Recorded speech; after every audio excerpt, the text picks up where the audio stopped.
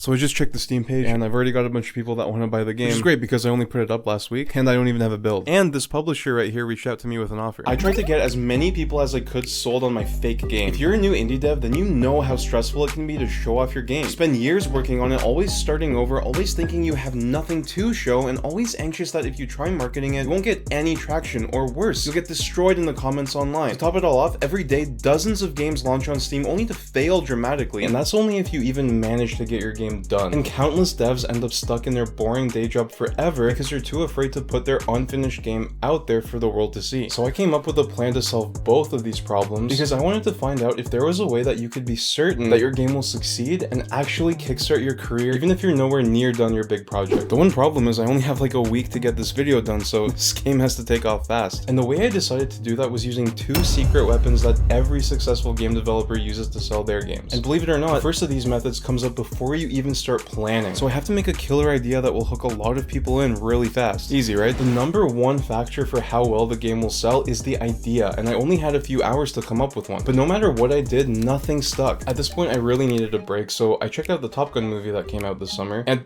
I know I'm a bit late to the party, but man, I was blown away. I flippin' loved this movie. I mean, I was into it, man. I was blasting Danger Zone while driving too fast to work, and that's when I thought to myself, man, I want to make a dogfighting game. It seemed like the perfect profitable idea. The movie's still super popular, and I figured I'd use a cel-shaded art style to make the game stand out. But when I went to do my usual research for the game idea, it turned out that I was approaching this whole thing completely wrong.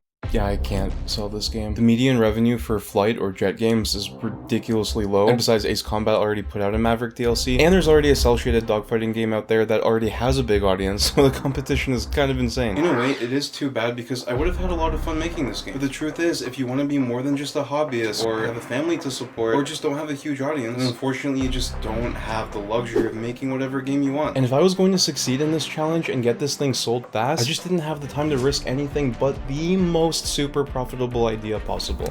So get this, one of the by far most profitable genres on Steam is open world survival craft, because believe it or not, there are actually very few on Steam, but they're also really hard to make. But I ain't making this, I'm just selling it, so whatever, let's do it. Also, this is kind of why there are so many open world survival game MMO scams on Kickstarter, so we're kind of stealing that from them, and in all seriousness, I don't actually want to scam people, but the tactics, that's another story. Just nailing the genre still wasn't enough to make the game stand out. The game needed some sort of unique hook, something to make people look at it and say, I've never seen a game like this before, I need to buy it. I remembered an idea that I had years ago for a survival game where you didn't have like a crafting screen or a list of items you can make, but instead you make stuff by interacting with physical in-world objects. I think this works very well because it can be shown visually very easily. It hasn't been done to this level before, and I sort of like this idea and I wouldn't mind making it, so I don't feel as bad about selling people on it. With my much more commercially viable idea figured out, I set off on a new, extremely difficult quest. I had to figure out how I was actually going to sell this non-existent game, and to do just that, I would need secret weapon number 2. So imagine a big funnel, okay? This is your weapon. Basically, there are 3 layers to the funnel. The first layer is, well, everybody in the world. The funnel takes in only those people who are somewhat interested in your game and prompts them to come hang out in layer number 2. If they're kind of interested, they'll probably join. But now you're probably asking yourself, how do we find all these people? Well, there's actually a more important question that we need to be asking first. See, before I released a small game a few years ago, I posted a GIF of it on Reddit and it got a lot of attention. But the problem was I didn't have any way to get in touch with the people who were interested after the game had launched. So all that work creating a GIF and nailing a good Reddit post were completely wasted. But I wasn't going to make the same mistake again. And you shouldn't either. Everybody knows that the best place to sell games is on Steam. Before a game launches, people wishlist the game to get notified of sales events. But that's not all wishlists do. As more people wishlist a game, you can get a pretty good idea of how many of them will actually decide to buy it. Which means that your funnel layer number 3 is going to be your Steam sales, and your wishlists are a perfect layer number 2. Which meant I had to get a Steam page ready as quickly as possible. But Andre, you can't just create a Steam page without having an actual game to sell? That's cheating. Yeah, it's a good argument, but no.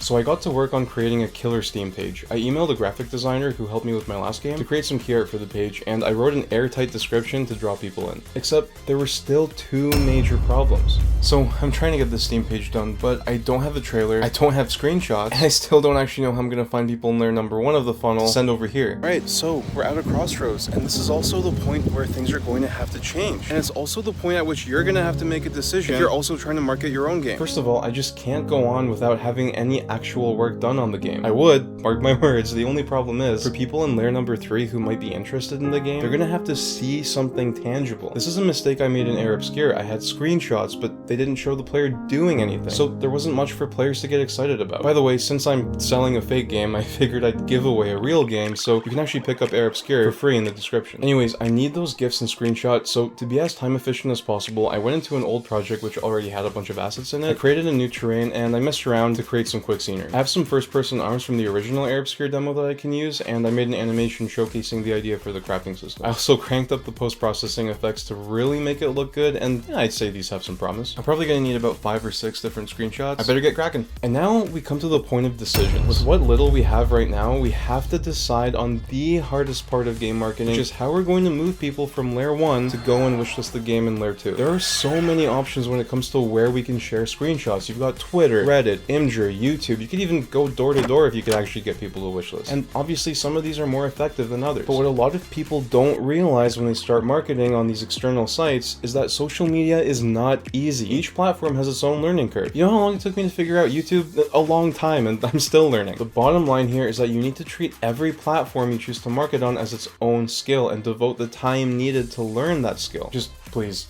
don't use TikTok. For myself, I obviously couldn't use YouTube for this since the video hadn't gone out yet, so all I had left was Twitter. But I was really starting to run out of time, so I checked out Chris Sikowski's blog. He's a game marketing expert, and found something really interesting. So it turns out that the best ways to market your game aren't actually to share it on social media. For one thing, Steam provides organic growth, so if your game intrigues Steam shoppers, you'll have a higher organic wishlist rate. Also, there are some pretty low effort, high impact things that you can do to get some pretty insane wishlist numbers. If you look at Chris Sikowski's graph right here, you'll see that Twitter is actually really low on the list. Reddit is actually pretty good, but only occasionally, and it really depends. But if we go over here, you see that Steam festivals and streamers are the best ways to consistently get ludicrously high visibility. Only we don't have a game, so streamers are out of the question, and without a demo, you can't really participate in online festivals. But there's a catch here. So I sent my trailer to Clemmy from Best Indie Games. He showcased the Air Obscura trailer, and I actually ended up getting 100 wishlists just from that. So if he picks this up, that could be really great. That should be encouraging if your game isn't anywhere near finished too. But at this point, time was quickly starting to run out, and I still had to edit the video, so all I could do now was take a last pass on my Steam page, polish the trailer, and most importantly, make sure all my tags were correct so that Steam knew it's an open world survival craft game, and prepare my social media post for launch. I got onto Steamworks and hit the publish button. And we're off. I really hyped this up, so man, it would suck if it doesn't get a whole lot of traction. Well, now I just have to wait. So I just checked the Steam page, and I've already got a bunch of people that want to buy the game. Which is great because I only put it up last week, and I don't even have a build. Getting these wishlists prove that your game doesn't need to be anywhere near ready for you to start marketing it. In fact, the earlier you start, the better. And what I really didn't expect was this. A publisher actually reached out to me with an offer. But be careful, because offers like these are almost never actually good for developers. It's better to actually reach out to good publishers yourself. But my first game didn't start getting things like this until way later. But at this point, there's something I need to tell you. I know this may come as a shock to you, but I lied. See, I didn't actually put up a fake Steam page. I put up 2. So I actually ended up posting the Top Gun inspired game 2 just to see how it would compare. And honestly, the exact opposite of what I expected happened. I put less effort into the Top Gun game page, and it still got more wishlist than the survival game. It's too early to conclude anything, but I think one of the main reasons is because this game is a little bit prettier than the survival game. And maybe because I put it down as free, more people were willing to wishlist it. It's also possible that survival games are just more oversaturated now than in previous years. In which case, the takeaway here would be that we have to learn to read the genre data and apply it to what we want to do. And it was around this point where I realized that there was just no way I could go on with this project as is, because part of me was really torn here, because on one hand, genre is extremely important, but not only would making a game that you're not passionate about be a total disaster for your own well-being, it would also really show in the quality of the game. A lot of games out on Kickstarter are just empty ideas that get a lot of support and just take people's money without delivering. And I don't want to be that. I don't want to scam people or get people invested in something that I know that I'm never going to actually finish. I want to put my time into making a game that actually means something, that actually matters, and that I know that I'll be able to get done and show to the world. And that was where the real challenge began, because I knew that even with all these marketing tactics, the truth is that the game is just going to need to get done at some point if I want to actually sell it. And because literally 99.9% of game developers don't finish their first game, you should really check out this video next, because I used every tip in that video to finish Air Obscura. Oh, and if you're wondering how many wishlists you need the day you launch your game, it's actually about 7,000 according to Chris. Thanks for watching, and God bless.